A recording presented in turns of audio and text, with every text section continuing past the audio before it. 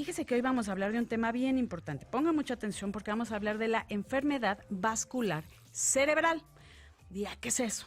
Pues vamos a entender a todas las personas que tienen, por ejemplo, aneurismas, cuando tienen una hemorragia, cuando ahí se tapa, una embolia, todo lo necesario, pero fíjese que nada más tengo aquí al mero petatero, como dicen.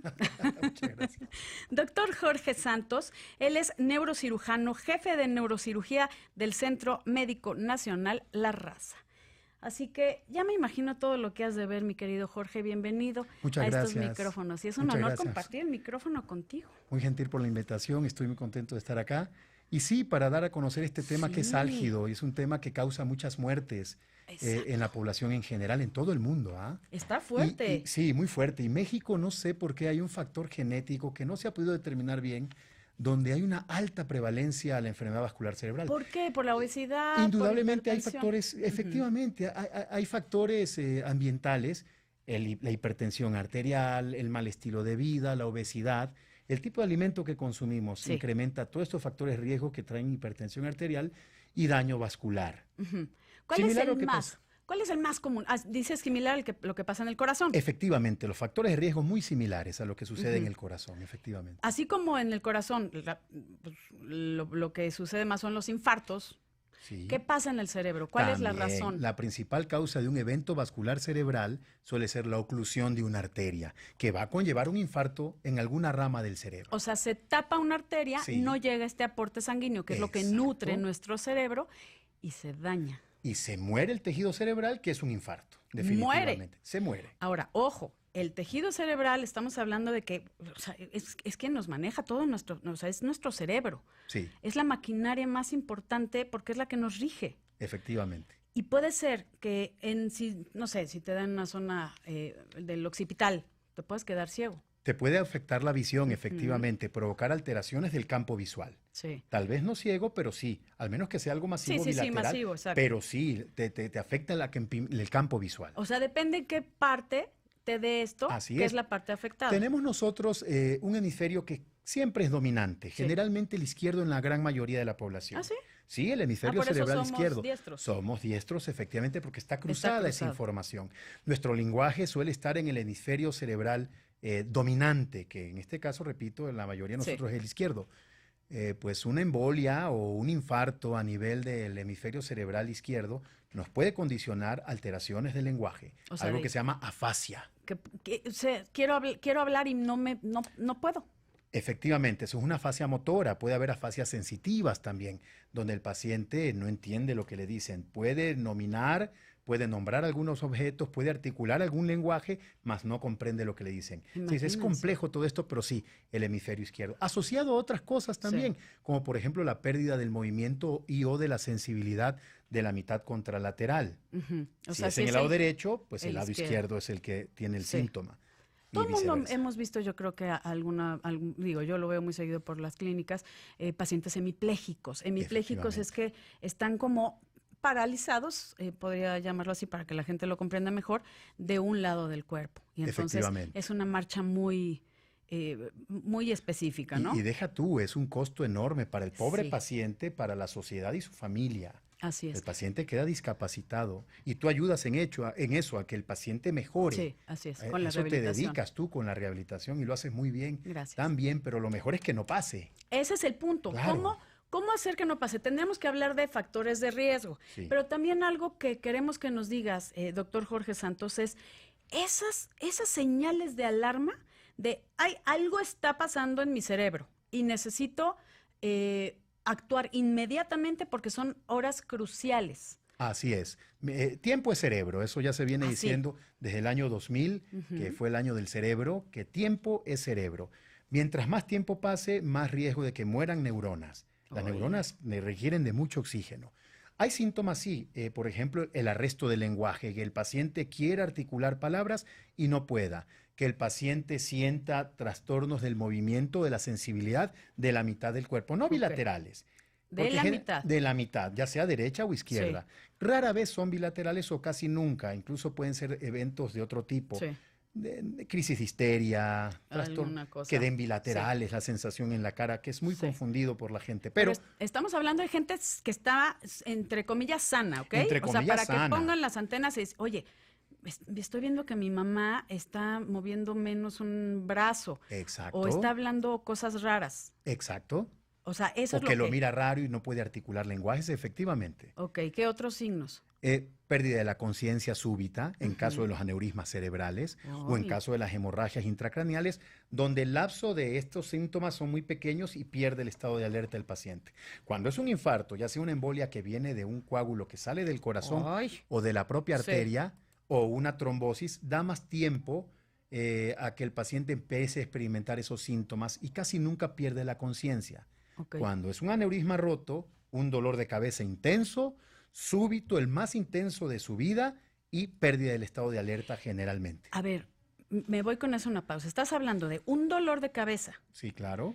Que sea así de, ¡ay, en la mother! O sea, ¿qué me está pasando? Efectivamente. El más intenso, más fuerte de la vida. Así. Así es. Miren, ahorita les voy a platicar, obviamente, de una cuestión personal, pero en específico, de una amiga mía muy querida, me dijo que su mamá llevaba ya días con dolor de cabeza. Eso también puede ser posible y obviamente después tuvo una ruptura de un aneurisma y desgraciadamente después de estar un tiempo en el hospital falleció. Efectivamente.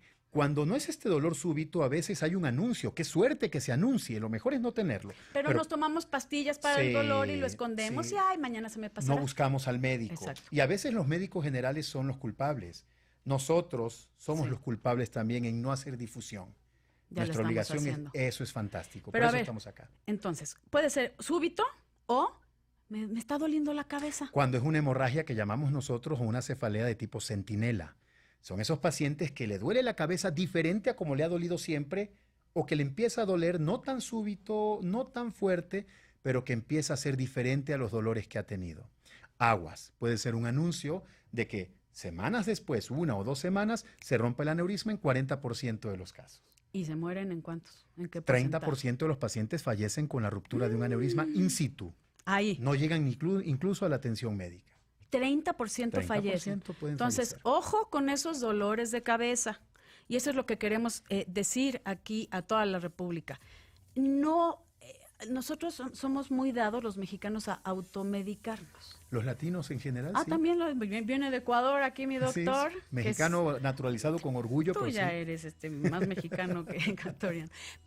Pero hacemos eso, tapamos los síntomas y no hacemos caso. Porque, es que voy a pagar la consulta, es que qué flojera, es que tengo cosas que hacer. Pero en este caso, desgraciadamente el de mi amiga, pues sí hubo, estoy hablando de varios días, no sé cuántos, hasta que me dijo, se acaba de desmayar, lo que dijiste, perdió la conciencia, al hospital estuvo unos pocos días y falleció. Lo más triste de todo esto es que los que sobreviven al primer evento dejan lesiones muy severas. La hemorragia subaracnoidea, que es la consecuencia de la ruptura del aneurisma, deja secuelas muy severas. ¿Qué es secuelas muy severas? Justamente, hemiplejías, trastornos del lenguaje, trastornos de la conciencia. ¿O estado vegetativo? O un estado vegetativo, efectivamente sí. Ay, yo creo que ese sería como el peor de los casos. Yo creo que es lo peor, así es. Preferible la muerte. Si lo analizamos, yo creo que sí. Ojo con eso, Dolores de cabeza raros, continuos, al médico. Vamos a una pausa y regresamos con más aquí en Bien y Saludable. Oye, ¿cómo? O sea, amas el cerebro. Pues es mi vida. No, bueno, pero es que hay tantas cosas que pueden suceder. Ahorita nos escribe Jairo a través de Twitter, _Soriano. Dice que si es hereditario, estamos hablando yo creo que del aneurisma. Si es del aneurisma, porque dice que a su mami ya le pasó. Rara vez, generalmente son los factores de riesgo, hipertensos, fumadores, mayores de 40 años y género femenino, es lo más frecuente. Cuando sucede en gente más joven, sí hay un factor ahí genético que hay que investigar. Pero eso es otra cosa, malformación arteriovenosa o no. No necesariamente, pero sí, la arteriovenosa es congénita. Ahí sí. La malformación arteriovenosa es congénita y puede presentar un sangrado o epilepsia en niños o adolescentes o adultos jóvenes. Y es muy distinto al aneurisma cerebral. A ver, ojo, para quien hay que entender que es un aneurisma. Sí, un aneurisma es una dilatación de la pared del vaso cerebral. Como un chipote en una llanta. Un chipotito en una llanta, más o menos, para que lo entendamos coloquialmente así. Imagínense en una arteria bien importante que haya un chipote. Entonces se va adelgazando esa pared, La pared ¿no? es delgada, es incompleta y se puede romper. Y si se rompe, ahí sí. La hemorragia subaracnoidea. Y puede causar la muerte. Puede causar la muerte. El 30% dices 30% in situ ahí. O sea, ahí, va. Y los que sobreviven, incluso ya después de operados y bien operados o bien embolizados por vía endovascular. Embolizados es que... nos metemos a través de las arterias sin abrir la cabeza. Eso es que tú eres... aparte eres experto en cirugía endovascular. Sí. Entonces, a pesar de eso, ya la sangre hace mucho daño, la que se derramó, sí. Y 60% de los pacientes al año van a tener alguna secuela. Ay. Lamentablemente, mínima o grande. Depende del daño que haya hecho, la zona donde se haya hecho este daño. O sea, tomemos en cuenta que el cerebro hay cosas que nos avisa. Aquí me está preguntando Emanuel que si a sus 37 años prácticamente nunca había padecido de dolores de cabeza. Emanuel Hernández, que te mandamos un besote. Repentinamente le duele con intensidad. ¿Qué onda con eso? Hay que investigarlo. O sea, no nada más es dejarlo, ay, ya me duele la cabeza. No, hay que estudiarlo. Ya sea una resonancia magnética para evaluar el tejido cerebral con angioresonancia o una tomografía de cráneo con angiotomografía para evaluar el parénquima cerebral y sobre todo los vasos sanguíneos. Okay. ¿De acuerdo? Ya sea una angioresonancia o una angiotomografía. La tecnología nos ha ayudado hoy en día en que podemos ver los vasos cerebrales sin necesidad de estudios invasivos. O sea, de meterte al cerebro. De meterse un catéter, con Sí. un estudio de angiotomografía, un estudio de angioresonancia, con resonancia de cerebro, Sí. podemos saber muchísimas cosas. Hay que investigarlo al paciente. O sea, no es nada normal más que pase eso. O sea, no es normal los dolores de cabeza, Jorge. Hay 1000 causas de dolores Sí. de cabeza. Las cefaleas son causadas por muchas cosas, pero hay que descartar lo grave. Y lo grave sería alguna lesión vascular que pueda Sí. romperse. O sea, si es intenso. Aquí dice que le duele con intensidad. Depende. Hay gente que ya tiene cefaleas, que ya son Este dice que conocidos nunca. migrañosos. Ah, no, yo soy conocida migrañosa. O con cefalea tensional. Sí. Y ya tú conoces tu cefalea, ya te vio un especialista, te dio el ya me hizo una tratamiento. angiografía también. Perfecto. Pero cuando ese patrón de dolor cambia, aguas. Más aún cuando nunca ha tenido cefalea, no se conoce migrañoso. Cefalea es el dolor de cabeza. para Dolor que de nos cabeza, entiendan. perdón. No te preocupes, soy tu traductor. Quien no ha tenido nunca y de repente empieza a tener dolores de cabeza, por muy pequeñitos que sean en Sí. intensidad, hay que investigar. Fíjense que les voy a comentar dos cosas. Uno, hace algunos años fui a transmitir a Guadalajara. Y una de las chicas de ventas de Guadalajara, de Imagen Guadalajara, me decía, ay, llevo 2 semanas con dolor de cabeza, ya me tomé todos los analgésicos y todo. Le digo, ¿por qué no te vas a hacer? Vas al doctor y te estudias. Mi querida Leo, desgraciadamente era un tumor cerebral y falleció.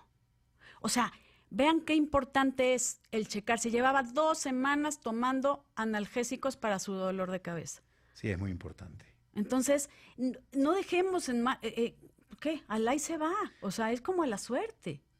Y no debería ser así. No. Porque tenemos la tecnología a la mano. En Sí. cualquier gabinete de rayos X hoy en día, se pueden hacer buenos estudios de resonancia magnética. Y estudiarse, ya sea en una institución pública o privada. O sea, si tienes puede. dolor de cabeza, ve a institución pública, el ISSSTE, El hospitales, IMSS, Salubridad. lo que sea. Hay muy buenos especialistas en todos los niveles. Nada más tú como jefe de neurocirugía del hospital. Pero hay general. muchísimos. México se caracteriza por tener un nivel muy bueno en la neurocirugía y en las neurociencias también. México es un país que tiene muy buen nivel. Ahorita, es que hay tanto que platicar, Jorge. Voy a otra pausa, rapidísimo, y Lo que tú regresamos. Pero déjenme comentarle que cabecear rumbo al trabajo y en la oficina sin escuchar música puede ser señal de que algo no anda bien. El no dormir el tiempo necesario puede afectar tus reflejos y volverte propenso a tener un accidente. Te invitamos al NeuroTalk, Trastornos del Sueño, este 17 de mayo a las 10 de la mañana en el auditorio del Hospital Ángeles Lomas. Conoce más sobre todo lo relacionado con los padecimientos del no dormir correctamente. Ay, doctor Jorge Santos, necesitamos saber todo. Queremos saberlo todo. Yo te preguntaba, por ejemplo, para que la gente sepa los signos de alarma de que tienes que acudir ya a un centro de urgencias. Así es. Y comentabas que alguien o sea, dolores de cabeza súbitos, Sí. que ojalá seas del 70% que sí logra llegar a la institución hospitalaria, o algunas alteraciones en el lenguaje o movimiento. Tú lo sabes bien, mi mamá tuvo una hemorragia cerebral hace casi 4 meses, y fue que te hablamos porque mi hermana y mi cuñado, que estaban con ellos, gracias a Dios con mis papás, vieron que estaba diciendo incoherencias. Y esa es otra de las cosas que dijimos, pues eso no está bien, o sea, no es raro, mi mamá siempre había sido súper sana, y fue que te hablamos y que dijiste, váyanse al hospital, pero ahorita. No está bien, o sea, sí puedes hablar, porque hay gente que habla. Mi mamá decía, o hacía cosas raras. De repente se sirvió carne con un higo y o sea, cosas fuera de lo común. Sí, efectivamente, no solamente el lenguaje, no solamente la fuerza muscular o la sensibilidad, generalmente unilateral, sino también el comportamiento y la conducta, de manera súbita, en un paciente que no esté diagnosticado con nada previamente. Sí. ¿De acuerdo? Que empiece a alterar memoria, que empiece a alterar la conducta. Puede ser también un proceso o sea, que de un diga EBC. Cosas... Un EBC que es enfermedad vascular cerebral. Ok, o sea, un que diga stroke. Cosas raras, lo que es el stroke, que diga Así cosas es. raras, Efectivamente. que no tenga problemas de lenguaje, que sí puede hablar, pero que diga cosas Recordemos que cuando el hemisferio no dominante se afecta, el lenguaje no se afecta.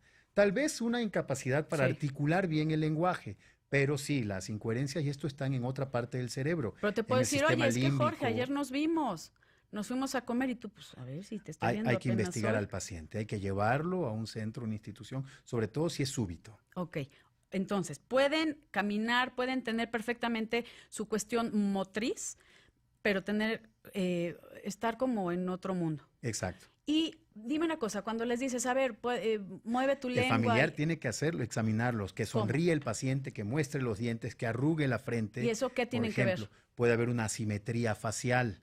O sea, sonríe, y si sonríe como que a la mitad de la boca, eso es un Aunque dato. no hay que confundir tampoco con las parálisis faciales periféricas, que son comunes también, pero que no es un EBC.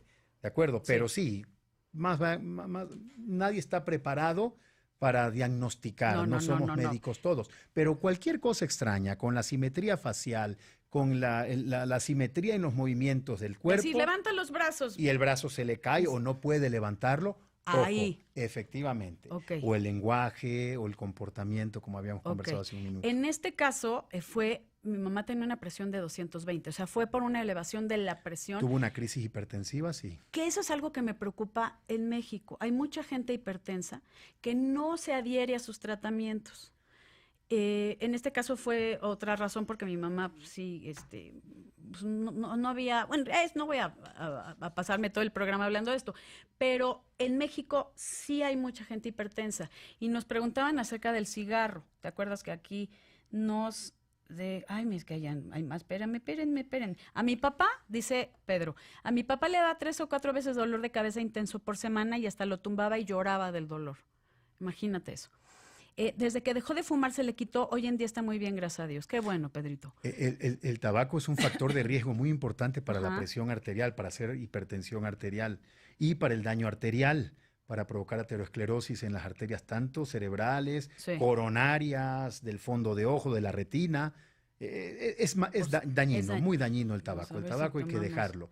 Y entonces, cada vez que se fuma alguien un cigarro, hay unos 30 o 40 minutos de reacción de vasoconstricción periférica. O sea, los vasos se cierran. Sí, que puede provocar hipertensión arterial. Entonces, ojo con esas cosas. Oye, Jair Hilton dice, mi hermano se cayó, se pegó y perdió el conocimiento. Le hicieron todos los estudios y no sufrió daño, pero perdió el olfato y el sabor de las cosas. ¿Qué debe atenderse más a fondo? Seguramente tuvo el traumatismo, lesionó la parte anterior del cráneo, la base del cráneo, donde pasan las fibras del nervio olfatorio.